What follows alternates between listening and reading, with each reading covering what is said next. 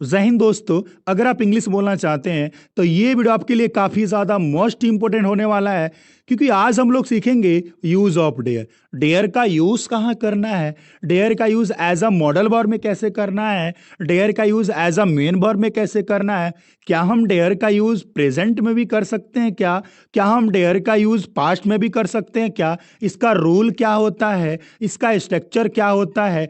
एक एक sentence Hindi to English हम लोग सीखने वाले हैं, कभी जिंदगी में आप नहीं भूल सकते हैं। ठीक है, चलिए सबसे पहले आपके माइंड में यही आ रहा होगा कि सर डेयर का हिंदी क्या होता है, सर डेयर का यूज कहां करते हैं और कैसे पहचाने इसको। चलिए सबसे पहले मैं आपको इसका हिंदी बता दूं कि डेयर का यूज हिम्मत करना, मतलब जब भी कभी हिम्मत की बात हो ना, वहां पे आप हमेशा डेयर का यूज करेंगे। ओके, और डेयर के साथ वर्ब का फर्स्ट फॉर्म का आपको यूज करना है। ठीक है, प्रेजेंट में। चलिए हिंदी मैंने लिखा हुआ है कि शिकार को करने की हिम्मत करना।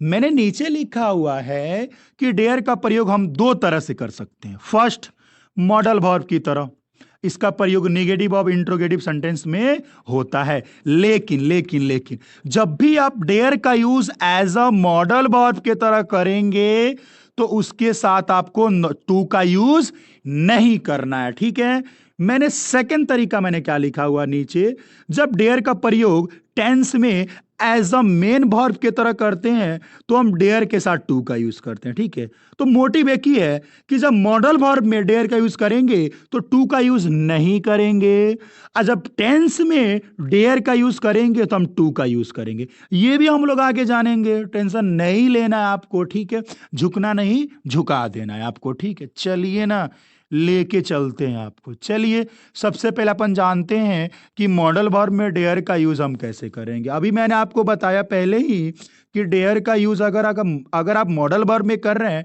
तो निगेटिव डायरेक्ट बनेगा और इंट्रोगेटिव बनेगा। ठीक है, चलिए इसके स्ट्रक्चर क्या होंगे आप देख सकते हैं। मैंने लिखा हुआ है, सबसे पहले आपको लिखना है सब्जेक्ट, फिर लिखना है डेयर, फिर लिखना है नॉट, फिर वर्ब की फर्स्ट फॉर्म, फिर ऑब्जेक्ट। ओके, मैंने सेंटेंस लिखा हुआ है नीचे कि मेरी उसे बात बताने की हिम्मत नहीं है, मेरी उसे बताने की हिम्मत नहीं है। सबसे पहले आपको लिखना है सब्जेक्ट, सब्जेक्ट कहाँ है, आई, मैंने लिख दिया।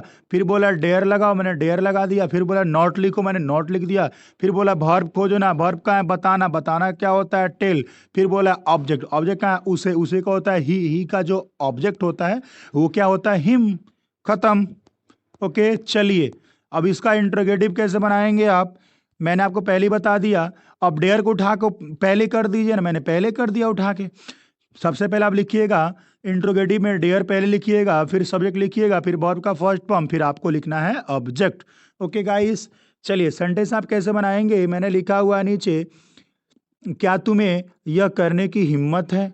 सबसे पहले उठा के डेयर को पहले कर दीजिए, मैंने डेयर बाय जो है पहले कर दिया। फिर बोला लिखिए सब्जेक्ट, मैंने लिख दिया सब्जेक्ट। फिर बोला वर्ब, वर्ब कहाँ है, करना, करना क्या होता है, डू।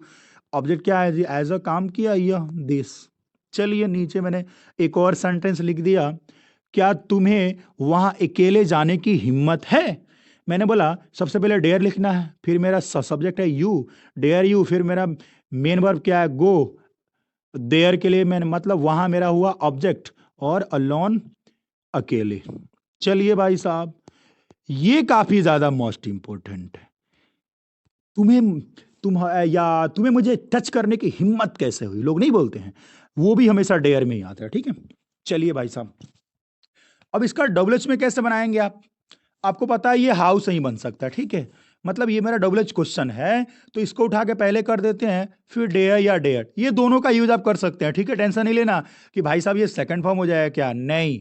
उसके बाद लिखिएगा सब्जेक्ट, फिर वर्ब का फर्स्ट फॉर्म, फिर लिखिएगा ऑब्जेक्ट। ठीक है, चलिए मैंने दो तरह से इसको बनाया हुआ है। मैंने बोला उसकी यहां आने की हिम्मत कैसे हुई। ओके, तो कैसे के लिए आपको पता है हाउ होता है, मैंने पहले उठा के कर दिया। फिर आपको डेयर या डेयर लगाना है, मैंने दोनों लगा दिया। फिर लिखना सब्जेक्ट कहाँ है जी, उसकी, उसके लिए ही होता है।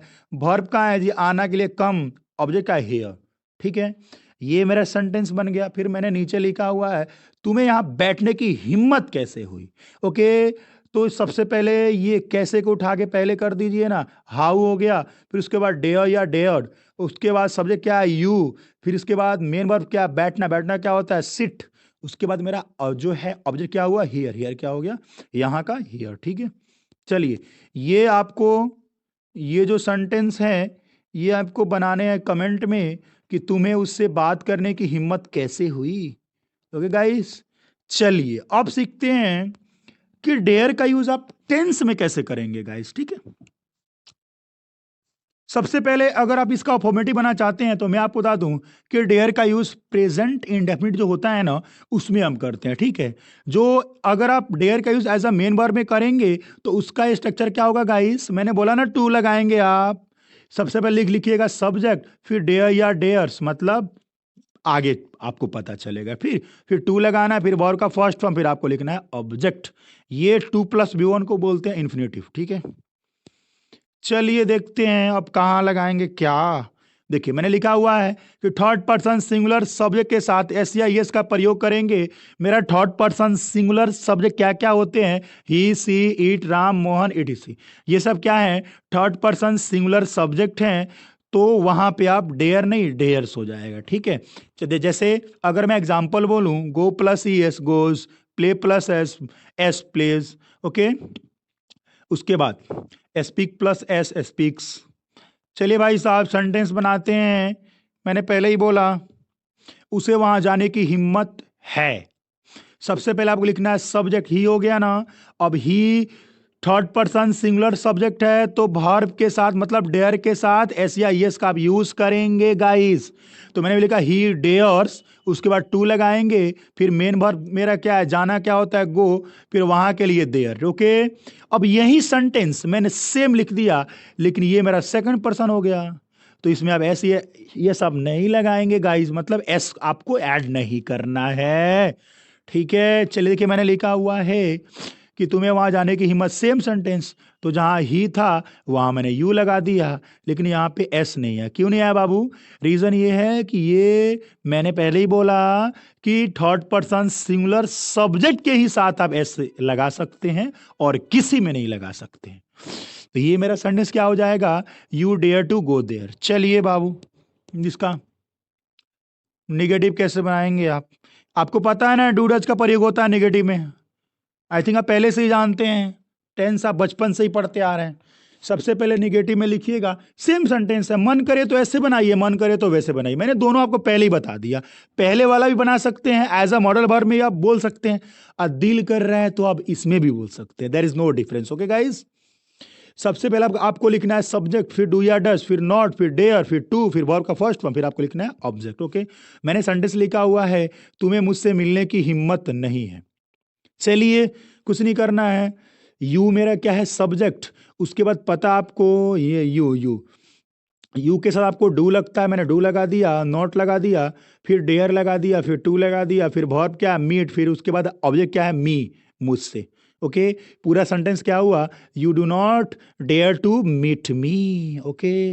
अच्छा यही सेंटेंस मैंने यहां लिख दिया भाई साहब, उसे मुझसे मिलने की हिम्मत नहीं है। सबसे पहले ही, उसके बाद आपको पता है ये थर्ड पर्सन के साथ हमेशा हम डज का यूज करते हैं, ओके। तो he does not dare to, verb क्या है मीट, मिलना का मी, सॉरी मेरा मुझे क्या हो जाएगा मी हो जाएगा, ठीक है। सेम सेंटेंस है, यहाँ यू है और यहाँ ही है, यहाँ डू है यहाँ डज है, आपको पता है कैसे हुआ।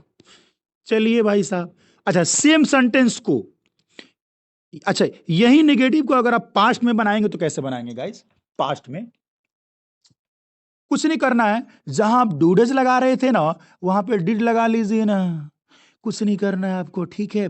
पास्ट इंडेफिनिट में आप इसका यूज कर सकते हैं, ठीक है। Subject plus did plus not plus dare plus to plus V1 plus subject, जहां लगा रहे थे आप क्या डू या डज, वहां आप लगाएंगे क्या डिड, ओके, वहां आप डिड का प्रयोग करेंगे। मैंने सेंटेंस नीचे लिखा हुआ है तुम यहां आने की हिम्मत नहीं की थी, ओके। या तुमने यहाँ आने की हिम्मत नहीं की थी, ये भी आपका सेंटेंस हो सकता है। ठीक है, चलिए सेम सेंटेंस कैसे बनेगा। सबसे पहले आपको लिखना है सब्जेक्ट क्या है जी, यू, फिर उसके बाद लगाना है आपको डिड नॉट, फिर उसके बाद लगाना है डेयर टू, फिर वर्ब कहाँ है जी, यहाँ सब बोल, यहाँ पे दिख रहा है स्ट्रक्चर, बस आपको नीचे नोट डाउन करना है यार, कुछ भी नहीं करना है। फिर आपको ऑब्जेक्ट क्या है, हेयर। एक सेकेंड, अब ये कमेंट में आपका काम एक है कि आपको प्रेजेंट का भी क्या करना है, WH भी बनाना है, और आपको ये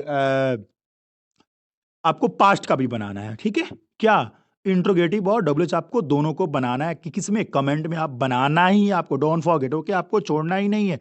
ठीक है गाइज, अगर वीडियो थोड़ा सा भी अच्छा लगे तो प्लीज लाइक शेयर कमेंट करना भूले ही ना। 2 दिन 3 दिन गैप करके पढ़ने से अच्छा है कि एक एक करके अपन डेली पढ़े। ठीक है, चलिए मिलते हैं अगले वीडियो में। जय हिंद और जय भारत।